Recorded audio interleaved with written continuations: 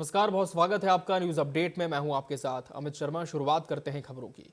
देहरादून के रायपुर में खेल कल्याण निदेशालय में खेल महाकुंभ की राज्य स्तरीय प्रतियोगिताओं का शुभारंभ सीएम पुष्कर सिंह धामी ने किया। इस दौरान खेल मंत्री रेखा आर्य, खेल सचिव अमित सिन्हा, क्षेत्रीय विधायक उमेश शर्मा काऊ भी मौजूद रहे। इस कार्यक्रम में बच्चों और युवाओं ने विभिन्न खेलों के माध्यम से अपनी प्रतिभा का प्रदर्शन किया।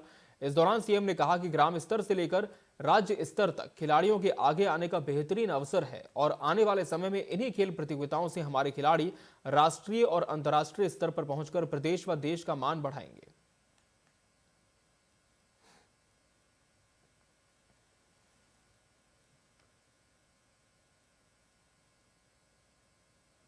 हमारे प्रदेश के ग्राम स्तर से लेकर राज्य स्तर तक के सभी जो हमारे खिलाड़ी हैं, जो हमारे प्रतिभावान युवा हैं, उन सबको आगे आने का अवसर प्रदान करता है और इसके माध्यम से उनको खेलों के क्षेत्र में खेलने के लिए एक स्थान मिलता है और नीचे से लेकर ऊपर तक सिलेक्शन होता है। आने वाले समय में इसी खेल महाकुंभ से निकलकर हमारे ये खिलाड़ी विभिन्न प्रतियोगिताओं में राष्ट्रीय स्तर पर, अंतर्राष्ट्रीय स्तर पर भाग लेते हैं और हमारा भी ये प्राथमिकता है। हम नई खेल नीति लाए हैं, उस बहुत सारी योजनाएं हम लेकर आए हैं जिससे कि हमारे राज्य के सामान्य परिवार में पैदा हुए बेटे और बेटियों को भी खेल के क्षेत्र में आगे आने का अवसर मिले।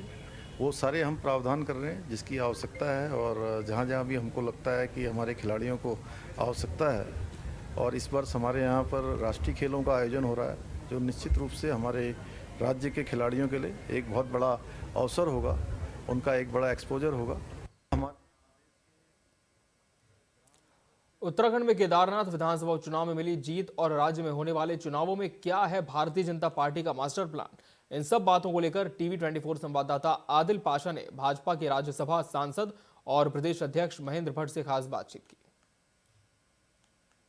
उत्तराखंड की केदारनाथ विधानसभा में हुए उपचुनाव में भारतीय जनता पार्टी ने परचम लहराया है। मेरे साथ बात करने के लिए उत्तराखंड भारतीय जनता पार्टी के प्रदेश अध्यक्ष महेंद्र भट्ट इस वक्त मौजूद हैं। सर, बहुत स्वागत है आपका। जी धन्यवाद। बहुत आखिरकार केदारनाथ की जीत का उत्सव है। हमारी नवनिर्वाचित विधायक आशा नोटाल जी ने आज शपथ ली, उसके बाद महिला मोर्चे द्वारा उनका कार्य में स्वागत किया गया। मैं पूरे केदारनाथ की जनता को बधाई देता हूँ कि जिस प्रकार के विषय को लेकर कांग्रेस केदारनाथ विधानसभा के अंदर गई थी, क्षेत्रवाद, धार्मिक उन्माद, उसको वहाँ की जनता ने करारा जवाब कांग्रेस को दिया है और मैं कैसे ये चुनाव कार्यकर्ताओं के उत्साहवर्धन का चुनाव है। एक चुनाव खत्म होता है, दूसरे चुनाव में भारतीय जनता पार्टी जुट गई है। अब निकाय है, ग्राम पंचायत चुनाव है, कैसी तैयारियां, क्योंकि आपने जो मीटिंग लेनी आपने शुरू कर। देखिए, चुनाव की दृष्टि से क्योंकि अब नगर निगम के चुनाव है, स्वाभाविक रूप से उसके लिए हम चुनाव प्रबंधन की हमारी टोली बनेगी। हर वार्ड को हमको जीतना है, हर चेयरमैन हमको जीतना है, तो उसकी रणनीति के हिसाब से हमने बहुत जल्दी हम प्रदेश के हर निगम के लिए प्रभारी हम नियुक्त करने वाले हैं, पर्यवेक्षक भेजने वाले हैं और जैसे आरक्षण तय होता हम प्रत्याशी घोषणा भी सबसे पहले करेंगे। कांग्रेस कह रही है कि कोई भी चुनाव भारतीय जनता पार्टी कराने से डर रही है, चाहे शासन चुनाव हो या कुछ। नहीं, डरने का विषय, चुनाव प्रक्रियात्मक रूप से आते हैं, उनको चुनाव हम जीतते हैं। केदारनाथ चुनाव है तो समय पे वो उसका चुनाव हमने चुनाव जीता है। अब क्योंकि केदारनाथ चुनाव कारण में नगर पालिका चुनाव विलंब हो गया था, अब उसकी घोषणा होने वाली है, उसको हम जीतेंगे। बाद में पंचायत चुनाव, क्योंकि केदारनाथ का ये नगर निगम का चुनाव हो गया तो पंचायत की आचार संहिता लग नहीं सकती है, उसका उनकी आचार संहिता लगेगी, वो हम भी जीतेंगे। तो कांग्रेस को हार के बाद कोई विषय बचता नहीं है और मुझे लगता है कांग्रेस को शुक्र मनाना चाहिए कि देर से चुनाव हो रहे हैं, वरना बचा खुचा भी साफ होने वाला है उनका। एक आखिरी सवाल, आपके एक विधायक का ऑडियो वायरल हो रहा है, उस पर आप क्या कह रहे हैं? नहीं, मैंने बात की है और इस प्रकार जनप्रतिनिधि को इस प्रकार की भाषा का प्रयोग नहीं करना चाहिए, लेकिन जिस व्यक्ति से बात हो रही है उसको भी शालीनता के साथ चीज़ों को ध्यान रखना चाहिए कि जनप्रतिनिधि से किस रूप में, किस व्यवहार के साथ बात की जानी चाहिए और स्वाभाविक रूप से जो गलत है उसके लिए हम चिंता भी करते हैं, बात भी करते हैं। अभी हमारे साथ बात करते हैं भारतीय पार्टी के प्रदेश अध्यक्ष राज्यसभा सांसद महेंद्र भट्ट, जिन्होंने साफ कहा है कि केदारनाथ के बाद अब दूसरे चुनाव में पार्टी जुट गई है। वहीं जब उनसे ऑडियो के बारे में जब उनसे बात की, उनका साफ कहना है कि उस पर उनसे बात जरूर की जाएगी। देहरादून से वीडियो जर्नलिस्ट सौरभ राजपूत के साथ आदिल पाशा, T24। उत्तरकाशी में कल होने वाली हिंदू महापंचायत की तैयारी रामलीला मैदान में शुरू हो गई है। इस महापंचायत के लिए हिंदू संगठन के लोगों ने देव डोलियों को भी आमंत्रित किया है। उत्तरकाशी के आराध्य देव कंडार देवता की डोली ने हिंदू संगठन के लोगों को आशीर्वाद देते हुए इस महापंचायत में साथ खड़े रहने का आह्वान किया। आपको बता दें कि उत्तरकाशी में बनी मस्जिद के खिलाफ यह महापंचायत बुलाई गई है, जिसमें हैदराबाद के विधायक टी राजा, स्वामी दर्शन भारती के साथ हजारों की संख्या में लोगों के आने की उम्मीद है। सुरक्षा के मद्देनजर दूसरे जनपदों से पुलिस फोर्स मंगवाई जा रही है। उत्तरकाशी में एक महापंचायत का आयोजन देवभूमि रक्षा मंच के नेतृत्व में किया जा रहा है, जिसमें उत्तरकाशी के समस्त गांव से आपके यहाँ पर लोग पहुंचेंगे और पूरे उत्तराखंड से लोग यहाँ पर हम लोग यहाँ पे कल हाउस में जा रहे हैं। और ये जो हमारी लड़ाई है, ये हमारी अस्तित्व की लड़ाई है, ये जो भी हमारा युद्ध है, ये हमारा हिंदुत्व की लड़ाई है। और इसमें हरि महाराज जी का भी हमें विशेष आशीर्वाद प्राप्त हुआ है। उन्होंने भी कहा है कि हम सब आपके साथ हैं, आप लोग मिलजुल के काम कीजिए। और इसमें कल विशेष हस्तियाँ कल जो है हमारे उत्तराखंड की और हमारे देश की, वो भी यहाँ पर पहुँचेगी, जैसे कि टी राजा जी विधायक हैदराबाद से और स्वामी दर्शन भारती जी भी कल यहाँ पर। कल हमारे यहाँ हिंदू सम्राट टी राजा जी भी आ रहे हैं, हमारे बजरंग दल की सिंधु प्रसाद के और अन्य संगठनों के कई कार्यकर्ता और पदाधिकारीगण पहुँच रहे हैं इसी महारैली को सफल बनाने के लिए। और हमारा पूरा जोर रहेगा कि जो ये अवैध मस्जिद है यहाँ पे ये हटनी चाहिए और ये अवैध गतिविधियाँ उत्तरकाशी के अंदर नहीं चलनी चाहिए और इस पर प्रतिबंध लगना चाहिए। हमारा प्रशासन से यही अनुरोध है। उत्तरकाशी में एक रानीखेत के ऐतिहासिक सोमनाथ मैदान में 508 अग्निवीरों ने 31 सप्ताह के कठिन प्रशिक्षण के बाद देश सेवा की शपथ ली। कुमाऊं और नागा रेजिमेंट के शपथ ग्रहण समारोह में धर्म गुरुओं ने धर्म ग्रंथों की साक्षी में शपथ दिलाई। KRC commandant brigadier Sanjay Kumar Yadav ने परेड की सलामी ली और उत्कृष्ट प्रदर्शन करने वाले अग्निवीरों को मेडल पहनाकर सम्मानित किया। कुमाऊं रेजिमेंट के बैंड ने देशभक्ति के सुरों के बीच शानदार मार्च पास्ट किया। ब्रिगेडियर यादव ने कहा कि सेना में शामिल होकर युवाओं ने अपने जीवन का सबसे अच्छा फैसला लिया है।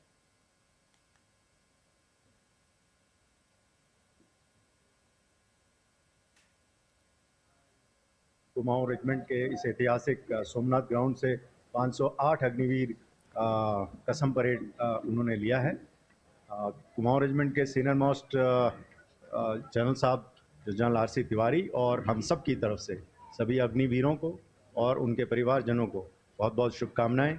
हम आशा करते हैं कि जैसे कि हमारे पूर्वजों ने इस रेजिमेंट का नाम और झंडा हमेशा ऊपर रखा है, ये सभी अग्निवीर भी जो है उस नाम नमक निशान को ध्यान रखते हुए रेजिमेंट का नाम और गौरव हमेशा ऊंचा रखें। उत्तराखंड में नए भू कानून की कवायद शुरू होने से पहले ही भू माफियाओं ने नया रास्ता तलाश लिया है। ऐसे में जिस प्रयोजन के लिए जमीन बाहरी व्यक्तियों द्वारा ली गई थी, उस प्रयोजन या उस पर कुछ भी काम शुरू न करने के बाद शासन ने उसे सरकार में निहित करने की कार्य योजना बना दी है। और अब जब सरकार ने उस भूमि को निहित करने की ओर विचार किया है, तब भूमाफिया उस भूमि को फिर से स्थानीय लोगों को कम दामों पर बेचने की फिराक में है, जिसको लेकर मुख्यमंत्री ने लोगों से अपील की है कि ऐसे लोगों के झांसे में न आए, क्योंकि भविष्य में उन्हें भी इससे दिक्कत हो सकती है। सरकार ऐसी जमीनों को निहित करेगी, इसलिए स्थानीय लोग उन जमीनों को ना खरीदें।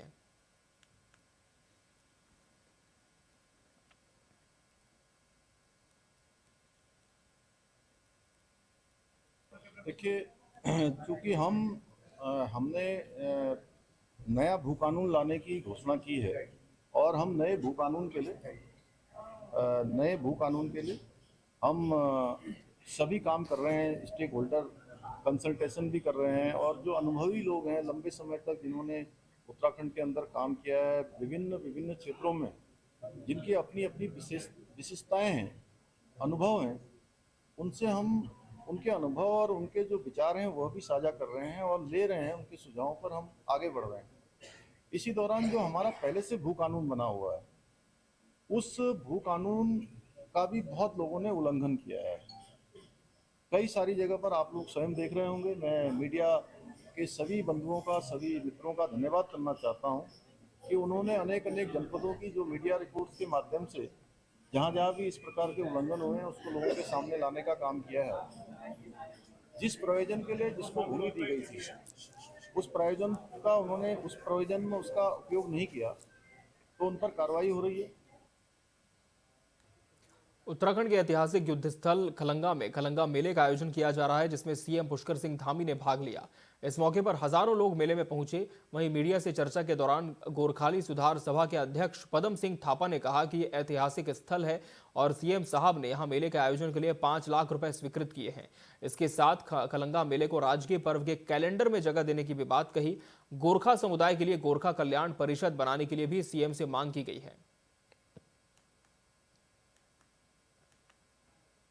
बहुत बड़ी बात है कि मुख्यमंत्री जी को हमारे विधायक उमेश कर्मा काव जी के द्वारा ये जो उनको बात रखी और उन्होंने तहे दिल से उसको स्वीकार किया है। ये 5 लाख आप देख रहे हैं कि उसके अलावा भी वैसे तो खर्चा बहुत है इस आयोजन के लिए। आप देख रहे हैं किस तरह तरह से भव्य रूप में तैयारी करनी पड़ती है और साथ साथ में रोड की स्थिति आप लोगों ने देखी है और हम चाहते हैं कि जो खलंगा है, आपने वॉर मेमोरियल देखा होगा कि कभी कभी वहाँ अराजक तत्व के लोग आके उसको डैमेज भी करते हैं और अचानक अगर इस तरह के जो इमदाद हमारे को पैसे का जो फाइनेंशियल अगर मिल जाए सरकार के द्वारा तो वो अच्छे काम में लगेगा, क्योंकि समिति बहुत अच्छा काम कर रही है। मैं तो तहे दिल से उनको भी बहुत धन्यवाद देना चाहता हूँ। बहुत बड़ी हिंदू संगठनों की महापंचायत हनुमान चालीसा पाठ के साथ शुरू हो चुकी है। बीते 6 महीनों से मस्जिद विवाद थमने का नाम नहीं ले रहा। पहले संयुक्त सनातन हिंदू संगठनों ने आंदोलन की कमान संभाली, लेकिन 24 अक्टूबर को जन आक्रोश रैली के दौरान हुए पथराव के बाद पुलिस लाठीचार्ज में 9 पुलिसकर्मी सहित 27 प्रदर्शनकारी घायल हो गए थे। उसके पश्चात आंदोलन को धार देने के लिए 17 नवंबर को देवभूमि विचार मंच के जिला संयोजक, विश्व हिंदू परिषद के जिला सह मंत्री कीर्ति सिंह मेहर को देवभूमि विचार मंच के संयोजक मनोनीत किया गया। मंच ने निर्णय लिया था कि आगामी 1 दिसंबर को रामलीला मैदान उत्तरकाशी में देवभूमि विचार मंच की विवादित मस्जिद के खिलाफ हिंदू संगठनों की महापंचायत आहूत की जाएगी।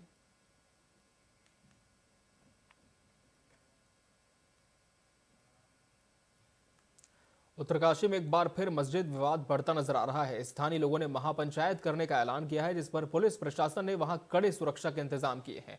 खुद मुख्यमंत्री ने भी इस विवाद पर अपनी प्रतिक्रिया दी और कहा कि उत्तरकाशी दौरे के दौरान वहां के स्थानीय लोगों ने उनको अवगत कराया था, जिस पर उन्होंने जिलाधिकारी को जांच करने के लिए कहा था। संभवतः बहुत जल्द जांच पूरी हो जाएगी, उसके बाद उस पर कार्रवाई की जाएगी।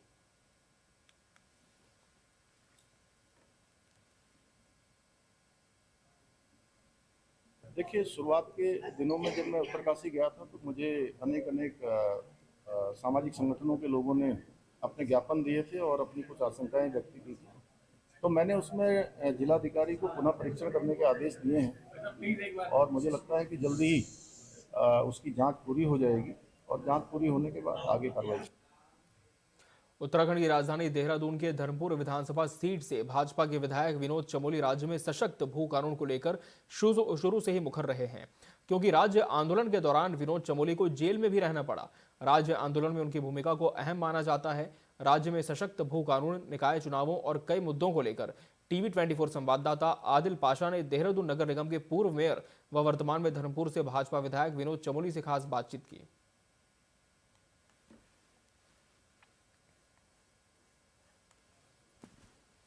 उत्तराखंड में हाल ही में हुए केदारनाथ विधानसभा सीट पर उपचुनाव में भारतीय जनता पार्टी को जीत मिली है।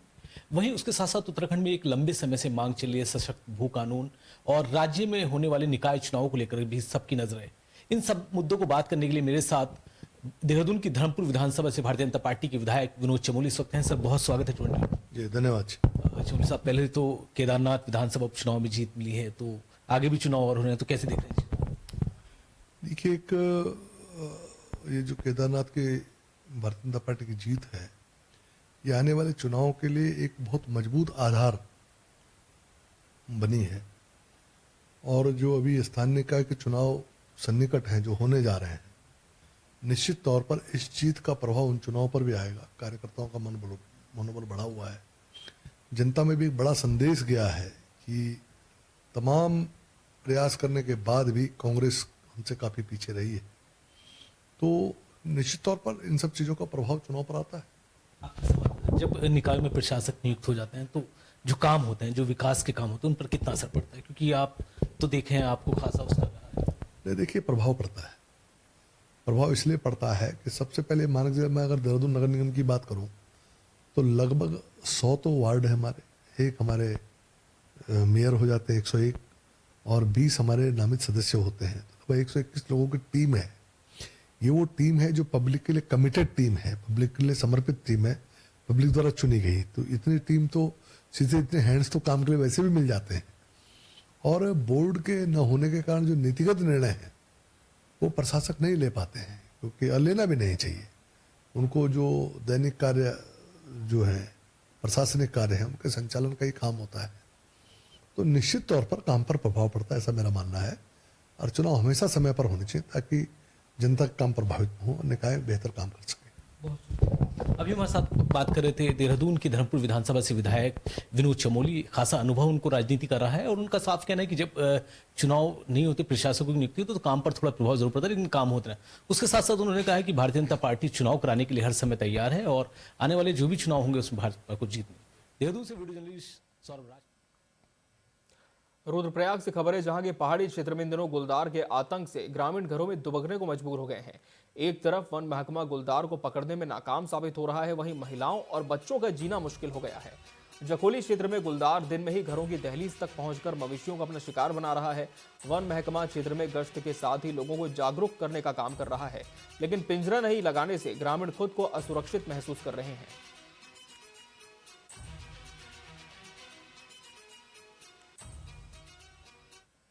आप लोगों को ये सूचित करना चाह रहा हूँ कि जखोली ब्लॉक के अंतर्गत वन्य जीवों की गतिविधियों को देखते हुए रुद्रप्रयाग वन प्रभाग द्वारा नियमित क्षेत्र की पेट्रोलिंग की जा रही है। हमारी टीमें लगातार क्षेत्र में बनी हुई हैं। स्वयं प्रभागीय वनाधिकारी महोदय द्वारा क्षेत्र का भ्रमण किया जा रहा है तथा क्षेत्र में विभिन्न जागरूकता अभियान चलाए जा रहे हैं। वन्य जीवों की गतिविधि को देखते हुए जागरूक रहें, समय से अपने पशुओं को गौशालाओं में बांध दें, छोटे बच्चों को अकेला ना छोड़ें, अपने घर के आसपास प्रकाश की उचित व्यवस्था रखें। महिलाओं से विशेष अपील की जाती है कि चारा पत्ती इत्यादि के लिए अकेले ना जाएं, समूह में जाएं। इसी के साथ वन्य जीवों की किसी तरह की गतिविधि की सूचना वन विभाग को दें। वन विभाग आपके साथ है। जागरूक रहें, सुरक्षित रहें। जखोली ब्लॉक है उसका देवल में खरियार लमाड़ की साइड में ये जो बाघ की स्थिति है वो बनी आ रही है और इस संदर्भ में मैं तत्काल संबंधित जनपद की डीएफओ से मेरी बात हुई और उन्होंने पूर्ण आश्वासन दिया है और इसके हिसाब से उन्होंने अपनी टीम भी निकाल दी है। 3-4 दिन पूर्व ही उनकी टीम लगातार क्षेत्र में गश्त कर रही है और जहाँ जहाँ पे इस बाघ के स्पॉट आ रहे हैं नज़र या वीडियोस आ रहे हैं या कोई भेज रहा है तो उसके हिसाब से वहाँ पे कैमरे भी ये लगा रहे हैं। अभी तक 4-5 क्षेत्रों में उन्होंने कैमरे भी लगाए हैं और उन्होंने जल्दी, मैंने उनको खुद कहा है कि आप इसको रेस्क्यू करके और रिजर्व फॉरेस्ट में इसको भेजें। आप लोगों को इस रामनगर में शनिवार देर शाम प्रशासन और ड्रग विभाग की टीम ने नगर में स्थित मेडिकल स्टोर्स पर छापेमारी की। कार्रवाई की भनक लगते ही कई मेडिकल स्टोर संचालक अपनी दुकान बंद कर मौके से फरार हो गए। मामले में अधिकारियों का कहना है कि विभाग की यह कार्रवाई लगातार जारी रहेगी। एसडीएम राहुल शाह ने बताया कि रामनगर में पिछले कई दिनों से कुछ मेडिकल स्टोर की लगातार शिकायत मिल रही थी, जिसके बाद ये कार्रवाई की गई है। कार्रवाई के दौरान प्रतिबंधित नशे की दवाई मिलने पर एक मेडिकल स्टोर को सील कर दिया गया है। कुछ ऐसे केमिस्ट की दुकानें हैं जिनके पास लाइसेंस नहीं है या जो लाइसेंस धारक भी हैं, उनके द्वारा ऐसी दवाइयां जो कि बिना प्रिस्क्रिप्शन के नहीं भेजी जानी चाहिए, खासकर ऐसी दवाइयां जो नारकोटिक्स दवाइयां हैं उनको भेजा जा रहा है, जिससे कि अवैध नशे का एक किस्म से व्यापार किया जा रहा है। ये शिकायत हमें प्राप्त हुई थी, गोपनीय जाँच करवाई गई, जो जाँच में भी ये पुष्टि हुई है, जिसके क्रम में आज 3 जगह हमारे द्वारा छापामारी कार्रवाई की गई, जिसमें एक में उपरोक्त नारकोटिक्स जो ड्रग्स हैं आपके प्रोहिबिटेड वो मौके पे होने पाए गए हैं। उनके द्वारा किसी प्रकार का विवरण उसके संबंध में नहीं दिया गया, उसे मौके में सील कर दिया गया है। उसमें अग्रता कार्रवाई करने की संस्तुति कर दी गई है। इसी प्रकार 2 अन्य में भी अनियमितताएं पाई गई हैं, उनके भी लाइसेंस निरस्त करने की संस्तुति की जा रही है। मौली जिले के गोपेश्वर मुख्यालय में राष्ट्रीय स्वयंसेवक संघ ने स्पोर्ट्स स्टेडियम में कबड्डी प्रतियोगिता का आयोजन करवाया। इस प्रतियोगिता में अंडर 14 और अंडर 18 साल के वर्ग में जिले भर से 25 टीमों ने हिस्सा लिया। कबड्डी प्रतियोगिता में उत्कृष्ट प्रदर्शन करने वाले खिलाड़ियों को मुख्य अतिथि ने पुरस्कृत किया। कबड्डी प्रतियोगिता में हिस्सा लेने आए खिलाड़ियों में खासा उत्साह देखने को मिला। वहीं संघ के जिला संचालक राजेंद्र प्रसाद पंत ने कहा कि इस तरह के आयोजनों से छात्रों में अपनी प्रतिभा दिखाने का मौका मिलता है और उनमें प्रतिस्पर्धा की भावना भी बढ़ती है।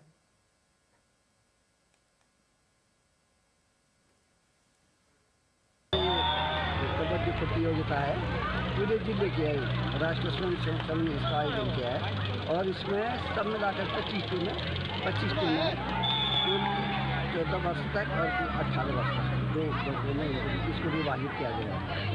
और यही नहीं हो रही, पूरे देश में एक राष्ट्रीय स्वयंसेवक संघ एक कि हमारी पौराणिक खेल हैं इसको जिंदा करने के लिए, इसको फिर से उभारने के लिए कई सालों से इसका राष्ट्रीय स्वयंसेवक संघ इस प्रतियोगिता ऐसी प्रतियोगिताओं को आयोजित कर रहा है। राष्ट्रीय स्वयंसेवक संघ तो इसका उद्देश्य ही ऐसा है कि अपनी देश की प्रतिभाओं को अनवरत निखारते रहें। उसका अनेक प्रकार से विकास तो होता ही है, पर खेल जो है हर खिलाड़ी के लिए, हर नागरिक के लिए, कहते हैं ना sound mind India sound body, स्वस्थ शरीर में स्वस्थ मस्तिष्क का निवास होता है। और ये जो खेल की भावना है, इससे जो है व्यक्तित्व विकास होता है और उसकी एक दूसरे के प्रतिस्पर्धा का विकास होता है। तो इन सभी चीज़ों को मद्देनजर रखते हुए राष्ट्रीय स्वयंसेवक संघ संपूर्ण देश में इस प्रकार का आयोजन करता रहता है। त्रिस्तरीय पंचायती राज व्यवस्था के तहत निर्वाचित जनप्रतिनिधियों का कार्यकाल 2 दिसंबर 2024 को समाप्त होने के बाद जिला पंचायत अध्यक्ष उमा बिष्ट ने जिला पंचायत की सामान्य बैठक के साथ निर्वाचित जनप्रतिनिधियों के सम्मान में विदाई समारोह का आयोजन किया। इस दौरान जिला पंचायत अध्यक्ष उमा बिष्ट ने अपने कार्यकाल की उपलब्धियां गिनाई और राज्य सरकार से मिले बजट पर सवाल उठाए। उन्होंने कहा कि सरकार से मिलने वाले बजट का आधा हिस्सा स्वच्छता पर खर्च करना पड़ता था, जिससे अन्य विकास कार्यों के लिए धन की कमी हो जाती थी। उमा बिष्ट ने स्वच्छता के लिए अलग से बजट की आवश्यकता पर जोर देते हुए कहा कि यदि स्वच्छता के लिए अलग बजट निर्धारित किया जाए तो पंचायत का मुख्य बजट अन्य विकास कार्यों में उपयोग किया जा सकेगा।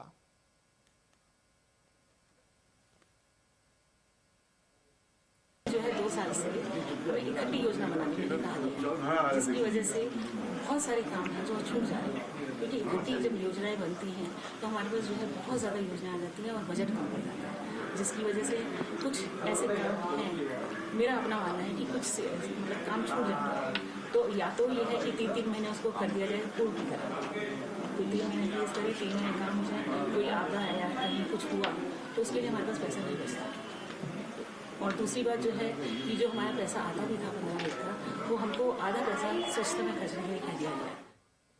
रामनगर के राजकीय इंटर कॉलेज ढेला में पटरानी से आकर पढ़ने वाले बच्चों को बाघ के डर से वन कर्मियों की सुरक्षा में घर भेज दिया गया। दरअसल महेश आर्य नाम के एक शख्स ढेला होटल में अपनी ड्यूटी के लिए जा रहे थे। इस दौरान उनके रास्ते में बाघ आ गया जो काफी देर तक हटा ही नहीं। इसके बाद महिला अभिभावक ने शिक्षक नवेंदु मठपाल को सूचना दी। ढेला इंटर कॉलेज के प्रधानाचार्य श्रीराम यादव ने तत्काल ढेला रेंजर को जानकारी दी। वन दरोगा के साथ वनकर्मियों को भेजा। बच्चों को छुट्टी के बाद कॉर्बेट पार्क की ढेला रेंज की विभागीय गाड़ी में ढेला से पटरानी ले जाया गया।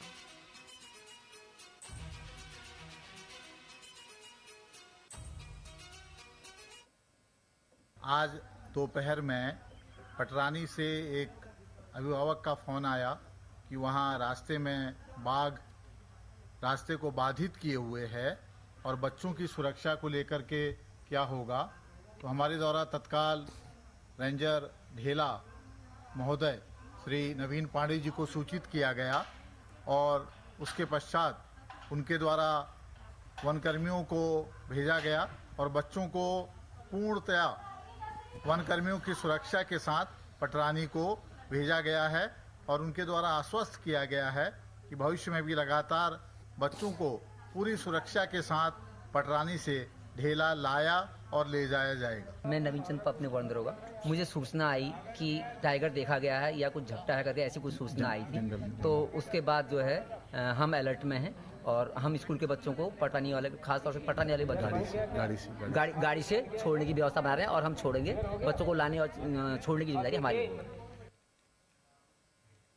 खबर हरिद्वार से है, जहां सड़क सुरक्षा के प्रति लोगों को जागरूक करने और सड़क दुर्घटनाओं को कम करने के उद्देश्य से जिले में हेलमेट वितरण अभियान चलाया जा रहा है। इसी कड़ी में सिडकुल थाना क्षेत्र के राजा बिस्कुट चौक पर विशेष कार्यक्रम का आयोजन किया गया, जिसमें जिलाधिकारी और वरिष्ठ पुलिस अधीक्षक ने 2 पहिया वाहन चालकों को हेलमेट वितरित किए। अधिकारियों ने वाहन चालकों को सड़क सुरक्षा के नियमों का पालन करने का संदेश देते हुए कहा कि हेलमेट न केवल कानून का पालन करने के लिए जरूरी है, बल्कि ये जीवन की सुरक्षा के लिए अनिवार्य है।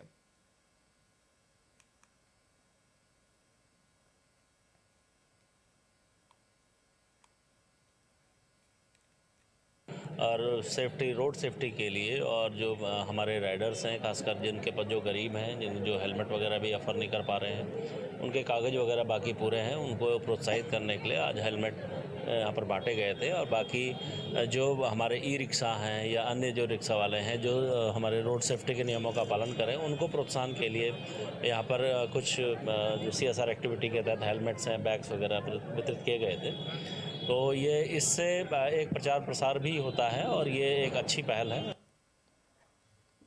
लालकुआं से एक दिल दहला देने वाली घटना सामने आई है। यहाँ एक कलयुगी मां ने अपना नवजात शिशु नहर में फेंक दिया।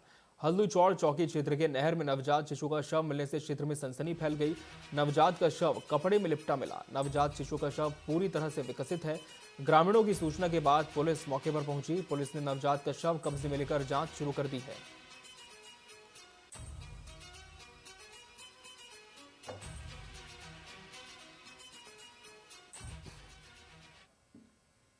हिमग्रीडा स्थलीय और अंतर्राष्ट्रीय विंटर डेस्टिनेशन के रूप में प्रसिद्ध पर्यटन स्थल औली में विंटर सेलिब्रेशन, क्रिसमस और न्यू ईयर के जश्न को मनाने के लिए हर साल हजारों पर्यटक पहुंचते हैं। ऐसे में पर्यटकों को किसी तरह की परेशानी का सामना न करना पड़े, इसको लेकर GMVAN ने तैयारियां शुरू कर दी हैं। विंटर डेस्टिनेशन औली में शीतकाल में पर्यटकों की पहली पसंद चेयर लिफ्ट और स्की लिफ्ट का मेंटेनेंस सर्विसिंग वर्क शुरू कर दिया गया है, जिसके चलते फिलहाल 2 दिसंबर तक चेयर लिफ्ट का संचालन औली में बंद रहेगा।